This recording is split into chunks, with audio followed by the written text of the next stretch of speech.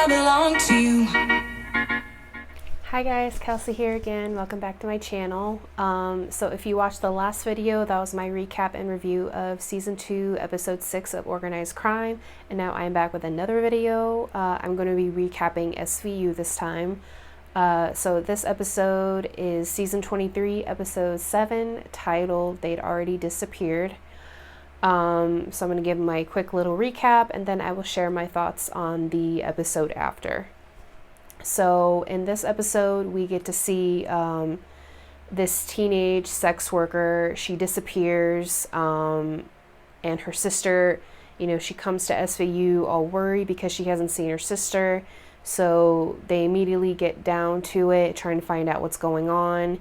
And we see Velasco being involved more, which I kind of liked. I don't know how to feel about his character yet. I do want to see more of him because he is promoted to series regular and he has been added to the opening credits, if you noticed. So I'm curious to see where they're going to take his character. I'm curious to see how involved he will be in SVU. I know people don't like his character for reasons because they think he's boring, they think he's not good for the squad, they don't think he's SVU material, and they also don't like that they got rid of Jamie and Damore and just to add another guy to the mix and replace them entirely.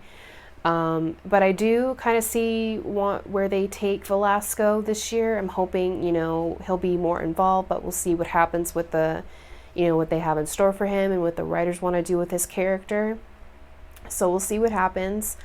We also didn't see Carisi in this episode at all, which I found very interesting, but we did get to see Rollins and Velasco's partnership a little bit more. So back to the recap, we see basically they're hunting for a serial killer, and it turns out, these sex workers, besides this girl's sister, have disappeared, for years and years. They interview this guy. His name is Country Jones. He actually helps out the girls. He kind of, keeps their stuff in the back of his restaurant.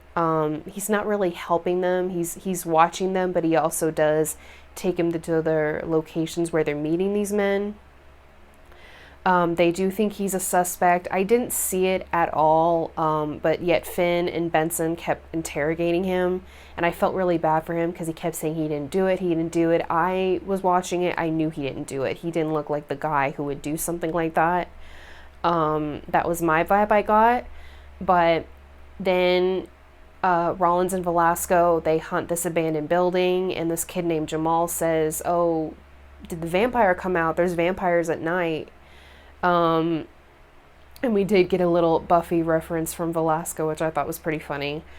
So they do go into this abandoned building. It's very dark. They have flashlights, and what we see to our horror and to their horror is all these mummified bodies from all these girls that have disappeared from years ago. It was just really disturbing, very heartbreaking, because it was very cathartic that we got these girls found, but they weren't alive. Hopefully, their families can get closure on what happened to them. So we do get a lead on this other girl, Meredith Hart, who turns out was dating this guy named Trace Lambert, who's driving this truck. She disappeared years ago, was never found again. She has an autistic son, Benson, and I believe Velasco was talking to her mother, and the autistic son heard their conversation because autistic kids, they have a good memory. They can hear really well. He remembers the license plate that the car that she was taken in. So then they go to his apartment, they arrest him, and they talk to his mother. Velasco ends up talking to the mother, basically saying what a piece of garbage her son is, and Benson kind of uses that against him to interrogate Trace, and we later find out that he indeed is the guy that did it. And we do end up getting a little bit of closure on what happened to the girl earlier in the episode, but for all these girls who disappeared all those years ago. and they took a serial killer off the streets. What I thought of the episode, it was actually a really good episode. It was very heartbreaking. As I know, not many of us are fans of Warren and Julie and their writing, but sometimes it can hit pretty close.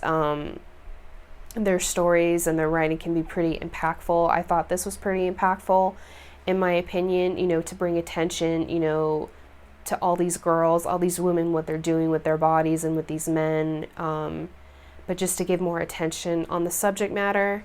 I did think, I was reading somewhere where there was a personal moment between Benson and the ME. I thought, people were kind of up in arms about it, like, what kind of personal moment are you talking about? The personal moment actually was when she has the sister come and ID the body, and the medical examiner has a picture of her and her sister together, and he says, now that's what I want you to look at, and I want you to remember your sister, not the body that you see on the table. And I thought that was just so heartbreaking. I've never heard somebody say that before, but it was just a very touching moment, and you could tell Benson was touched by that too. And I did find it eerily creepy that the guy who killed all those girls looked very eerily like William Lewis. So I don't know if Warren did that on purpose, or, it was just entirely coincidental that the guy looked like William Lewis. But the episode I thought was pretty good overall, very heartbreaking to watch, but also it's giving you attention on the subject matter like SVU has always done throughout the years, like starting a conversation. And I want to know what you guys thought of the episode. Comment below, let me know. Like and subscribe to my channel, guys. And you can follow me on Twitter at Kelsey SVUOC. SVU is all caps, no spaces. So thank you guys for watching this video, and I will see you guys in the next recap video. Bye, guys.